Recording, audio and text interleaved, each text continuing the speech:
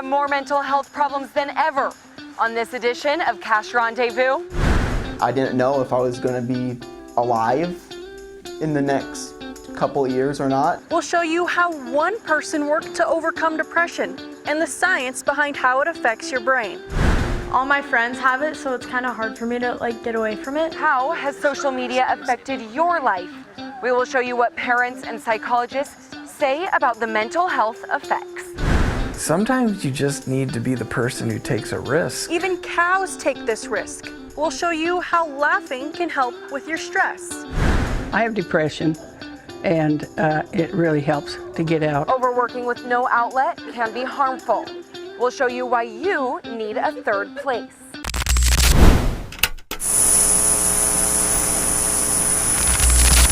Kinsey, we have come a long way this school year. Yes. And have experienced a lot.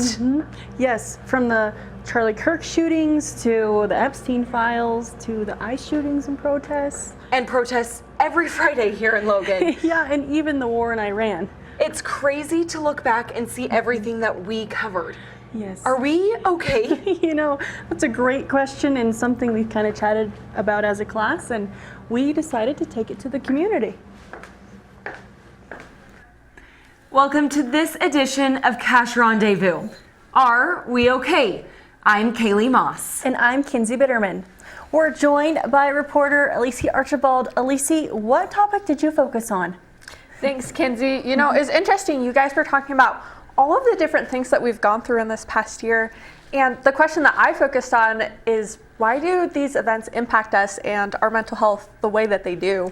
So, Alicia, I mean, why do they?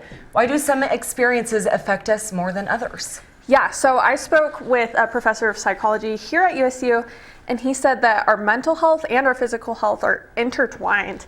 Every experience that we have is a combination of different chemicals in the brain, and depending on what chemicals are released, it can permanently affect your body. It's Joey's Adventures, and welcome to Preston, Idaho. Joey Argyle is a YouTuber. His travel channel, Joey's Adventures, has thousands of views. His videos show him traveling across the country. It covered up what he was going through. I was starting to believe that, hey, maybe I wasn't good enough, and then it just kept piling on, and it was just snowballing. In his sophomore year of high school, Joey noticed his depression and anxiety affecting his life. I didn't know if I was going to be alive in the next couple of years or not.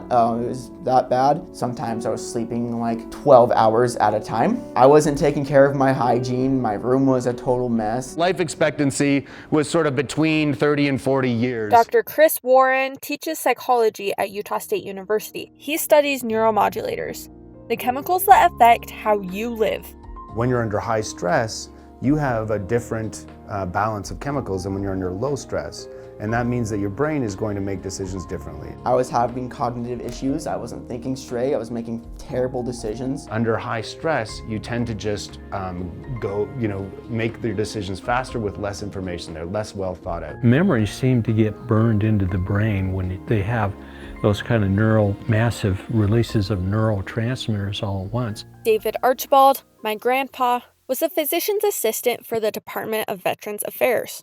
He focused on mental health and PTSD. Kind of gets cemented in there in an abnormal way that normal memories don't have.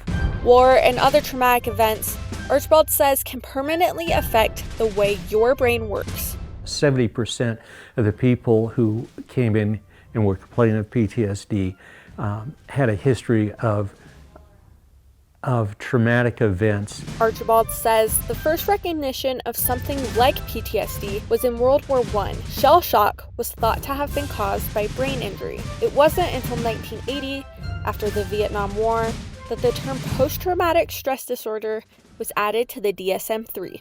As we went through the Gulf Wars, there wasn't as much repeated trauma, but when we moved into Afghanistan and into Iraq, there was repeated traumatic events. Emotion is sort of an indicator that something important is happening. Because of emotional memory, the more stress you experience, the more chemicals you release. And that can cause plaque buildup in the arteries, which can lead to heart disease. And chronic stress can get worse if you don't talk about it. I do think that there's less of a stigma to mental health in the Western world today than there has been, and I think it's partly because people have opened up to talk about it. While raising his family on Shepherd's Air Force Base, Archibald started working with patients, and he says ideas about mental health care were different. If you went in for mental health, it was the loss of your career. Your family went in for mental health. You could lose your career too. I couldn't get the words out. You could have if you'd have wanted to. You just didn't want to bad enough. When I grew up, with John Wayne, it's, well, put on your big boy pants and take care of this. You're gonna stop it or go home, do you hear me? It wasn't acceptable to have an issue that was looked at as mental illness. Past generations dealt with war. My generation deals with something else explosive, and it lives right in our pockets. I think social media is the cigarettes of your generation. As a YouTuber, Yeah, there's no way I'm climbing it. Joey dealt with his share of issues through social media. Before there was Joey's Adventures, Hey guys, it's Joey Gaming. Joey had a gaming channel. My YouTube channel, I cover gaming news and controversies. There was a lot of social media drama, and it was just building up, and it just snowballed. Real mental health issues, there's different treatments. The part of what makes a scientific approach to treating a mental health disorder is that it's targeted to that disorder. Common treatments for mental health include medication, cognitive behavioral therapy, diet, exercise, and other resources like self-help books and programs. Joey says what helped him was therapy and trying to change his lifestyle with the book Atomic Habits. You need systems in your life. You need to change the environment, and that's what I did. There's not a lot of broad treatments, but there are some things that are just generally so good for you that they can help. Over time, my mental health has started to improve. I started to work on myself, making myself a better person. Joey took a break from college this year, but he says he'll be back. He'll be coming back to USU in the fall for his sophomore year, studying computer science. Alicia, it's so cool to see that Joey's doing better. Can you tell us a little bit more about how that book helped him? Yeah, so he said one of the biggest things was just cleaning his room and making a better environment for himself, and then just building that habit and keeping those healthy practices consistent. Yeah. I mean, isn't it amazing? And it's such a great reminder that the small things add up. And speaking of small things, books like these keep coming out warning us of the dangers of social media on mobile devices, especially for girls. And Kaylee, after speaking with professionals, what kind of things did they say about how these concerns are valid? I mean, after talking with professionals, parents, and kids, I took a closer look at the effects and spoke with some families who are trying to counter them. Bus stops are quieter because fewer people are talking. Researchers say now more conversation is through our phones, not face-to-face. In the time that I've been practicing, I would notice that the influence of social media has become more formidable. So is that a good thing or is that a bad thing? They're laughing in the Davis household. They say it's because they control their social media. I think that I'm on the stricter end of things. My oldest will be 21 this year, and he does not have social media, has never had it. My next is graduating this year, and she just barely got Instagram.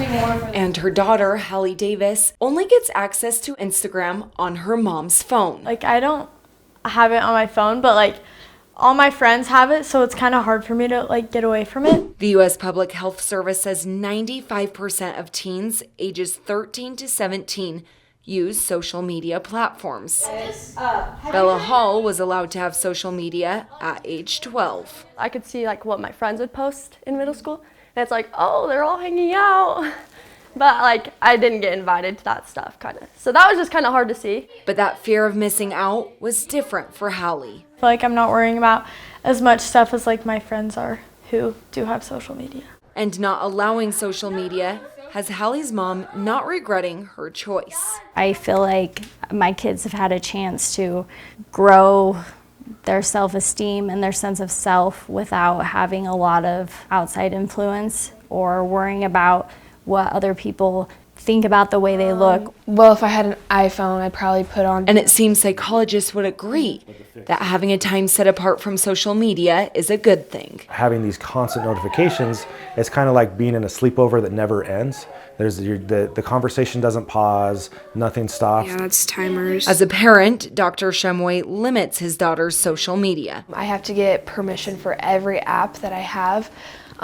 Anything that I text that's like medically concerning, or like if I swear, sexual content, bullying, anything that could be like that, it gets alerted. It will send a screenshot of my text to my parents. I think it's healthy to have the phone be turned off at least an hour before bedtime and set aside.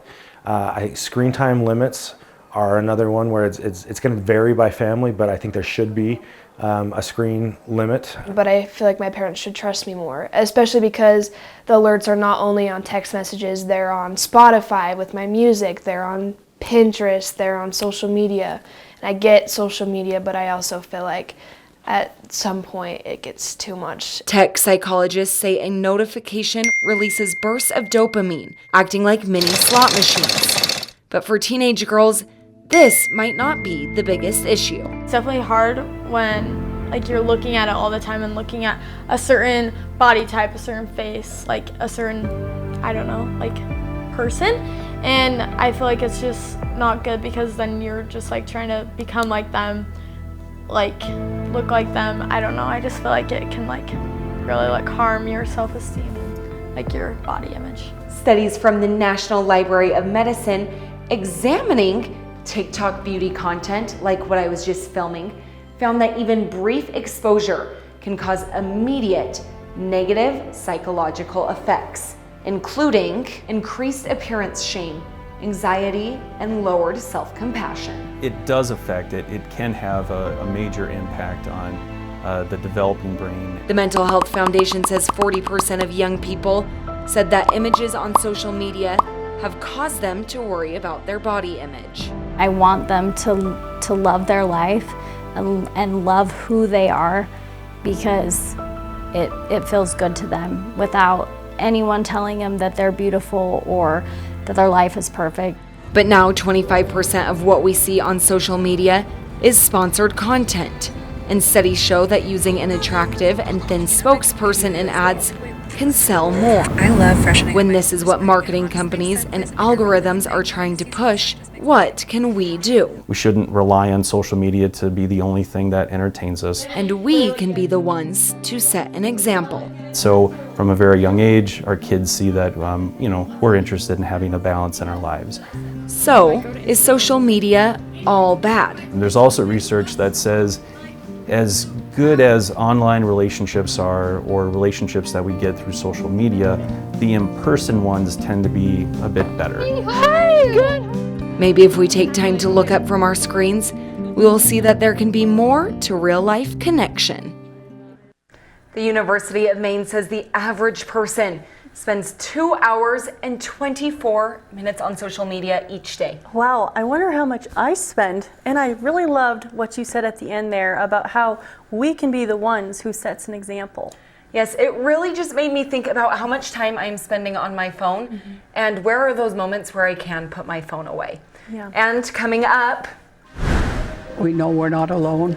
Find out how getting out can benefit your mental health. As you get older, science says you laugh less in your life. We'll show you why you should actually be doing the opposite.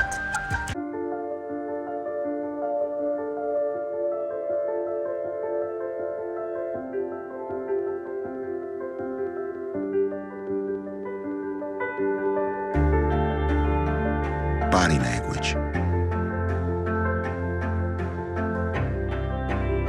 Without saying a word, it can tell you so much.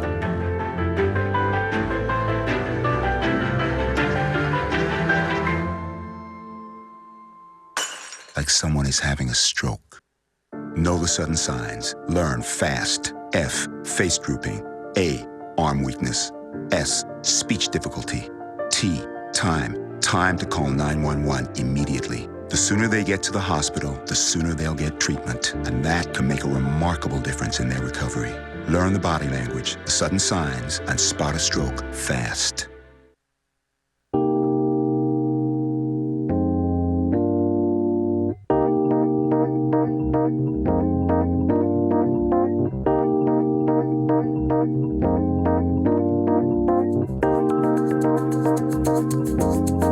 Stress is something college students know. Researchers say one natural way to cope with that stress is by laughing. And Kinsey, what did the experts say? How does laughing help with stress? Yes, well, after talking to those communication professionals, they actually said that laughing instantly relaxes us, and that's how it helps us. But there's a problem. We're laughing less than ever. It's not just cartoon characters. We are all feeling more stressed. Anxiety can be debilitating. Depression can be debilitating. It can make it impossible to work, impossible to participate.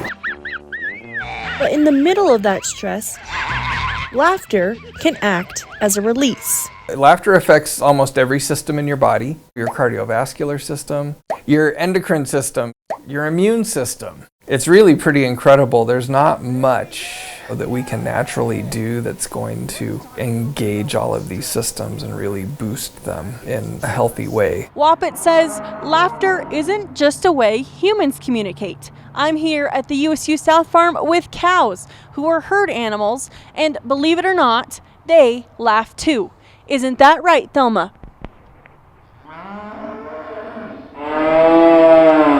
That's what it's called in animals, chuffing. The herd relaxes when they hear that sound. In humans, it's very similar. But stress day after day after day after day. Back on campus, students are trying to tap into that relaxation through laughing yoga.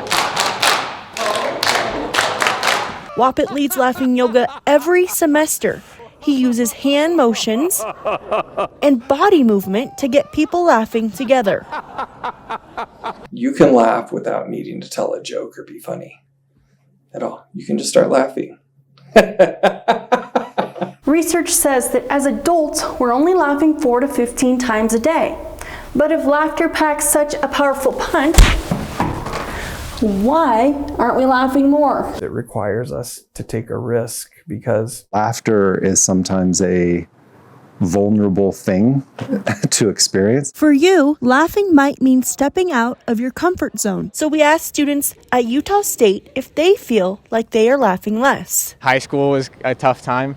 I didn't really have good friends and I just kind of stuck to myself. My life is pretty good right now, so I have a lot of things to laugh about. I love college. I've been laughing a lot more. I've got great friends and a good surrounding. Even through the hardships in life, I do feel like I'm laughing a decent amount. I felt pretty isolated a lot of times, so it's hard to be able to just laugh when you're just on your own. My borderline personality disorder, autism, and other things like that, I feel like it's been taking a big toll on my health, and that's affecting my ability to laugh a bit because I'm a bit more depressed than most people are.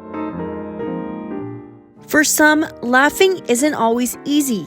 It might mean letting your guard down. Laughter can be a pretty effective tool when you're dealing with some of the really hard and heavy emotions and conflict. But Canfield says fear can hold people back. If there's a fear of being rejected, Ew, no. canceled, That's inappropriate. scorned, This is no laughing matter. judged, Oh, I can't believe you laughed at that. then I'm not likely to take those kinds of risks. Maybe not to the extreme of climbing up the side of a building, but taking the risk to laugh.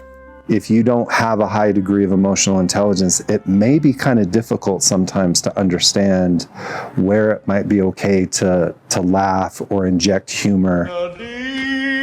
And that's the challenge, knowing when and when not to laugh. sometimes you just need to be the person who takes a risk. Laughter and some of the emotions that are connected to that are really useful and healthy for us. So the next time you're feeling stressed, consider clapping your hands, forcing a giggle. It might just be worth the risk. See that had me laughing. Yes, that was awesome. It was so fun to make. And Woppet told us that they're using those laughing exercises in care facilities for the elderly in Japan and Korea because they need aerobic exercise, and it does the same thing. That is so cool. And other than aerobic exercise, how else does laughter help our health? Yeah, well, there's many ways, but this one's super cool. So Wapit was telling us that when we're stressed, we are in a fight or flight response. And so when that's happening, our blood is sticky, and it becomes sticky, so if we get injured, it can clot so we don't die. But if we're in a situation when we're not in danger and we don't need a clot, if we laugh, it'll reverse it. So it'll release something called nitric oxide, and it's like a lubricant, so it makes the blood less sticky. That is so awesome. And the more you know. Yes. And coming up, I learned that it's not just about school. You got to have a life. we'll show you how a life outside of school and work can improve your life overall. Can you consent with me? Imagine what you'd see if every child had a book to read. 'Cause every kid across the nation deserves a book to read, and we can make it happen right now. No, I don't know what you've been told, but kids with books learn so much more. So the mission is for us to get a book to each and every child. So let's join hands, book people unite, Unearth hidden passion. survival, have a good time. Living seeds of inspiration to motivate some magic. To change the writing on the wall. Writing on the wall. And make a difference. One book can inspire a child. One book can be the first thing that helps to change a life. People unite. Read to a child today and spark a lifetime of ambition.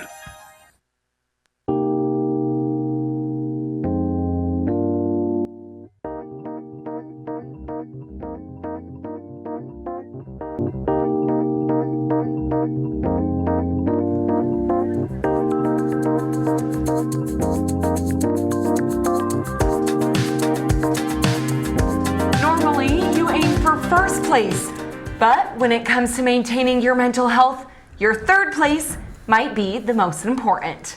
Erica Mejia joins us to explain how. That's right. In this context, home is your first place and work or school is your second. And Erica, why is that third place so important? Well, experts say finding a separate third place outside of school and work is good for your mental health and well-being. He better not sound like the Queen. This is the Smithfield Library's Stitch and Stories event. For an hour each Thursday, people come together to work on crafts as they listen to a librarian read aloud. Several of us always say this is our favorite day of the week. But neither the story or the craft is why they're here. It just brightens the spirit to be around these other ladies. They're just happy to be together. For these ladies, this social gathering is a chance to escape not only from normal everyday stressors, it just takes a little pressure off sometimes, like a little bit of time to relax, but also from their inner struggles. I have depression, and it really helps to get out and talk to people. It takes your mind away from those thoughts, and I am able to see a more positive side of things. The library, a place where people can meet and socialize, is a prime example of what sociologist Ray Oldenburg was referring to when he coined the term third place. The first two places are the place where you live and the place where you work. So when you're not at home and you're not at work, where are you?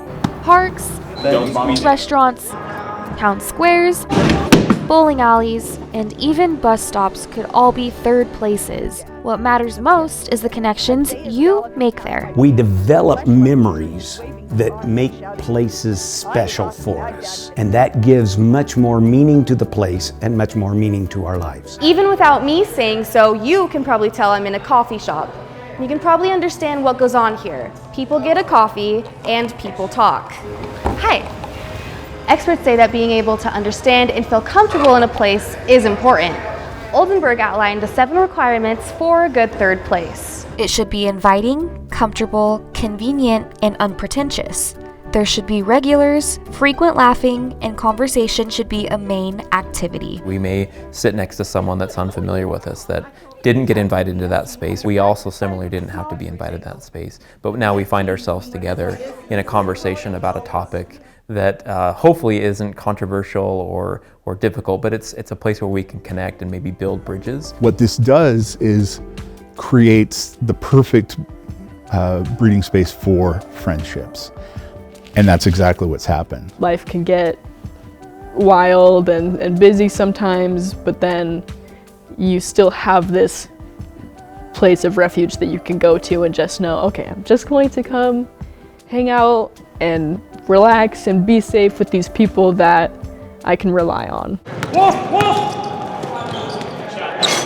This group, mostly made up of USU professors and staff, meets up to 3 times a week to play basketball. They say the gym is a great third place for them. You got work stress, home stress, all kinds of different stress and different things that's going on in your life that you might be worried about, anxious about.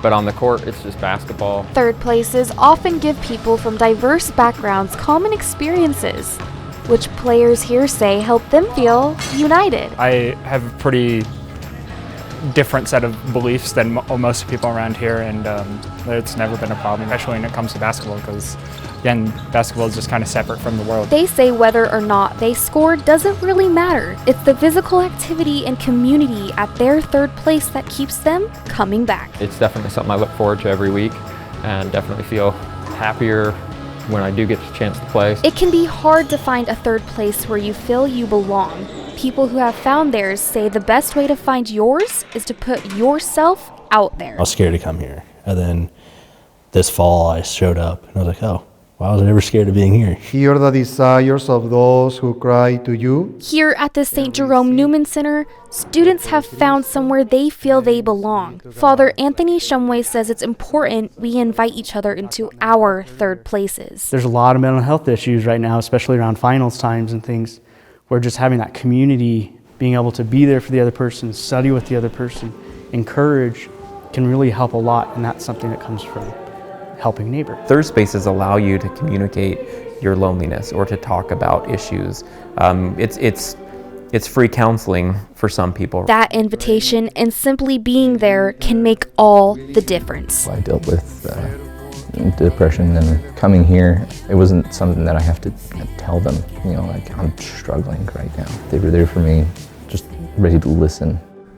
Guys, I really enjoyed learning about third places. I did too. That was great. And I'm curious to know, what are your guys' third places? Yes, well, I think I have a lot of third places. You do. Yes. My favorite's probably being in the car and singing. I really like to do that. That's so awesome. Mine, where you can find me most of the time, if not all the time, is coffee shops. I always have a coffee in my hand. and I love it. And Kaylee, what's yours? I personally love just getting outside, going for a walk, especially in this warm weather. It is the best. Oh yeah. And as you've seen in the stories we've told, we have discovered the truth about mental health and the biology behind it. How phones can be used for good. How we can take moments to just laugh. And hopefully we can all find a third place. Thank you for learning with us on this edition of Cash Rendezvous. You can find links to mental health resources on our Facebook page, and make sure to check up on those around you. Thank you for joining us for our last show of the semester. Have a great summer, Cache Valley. That was great.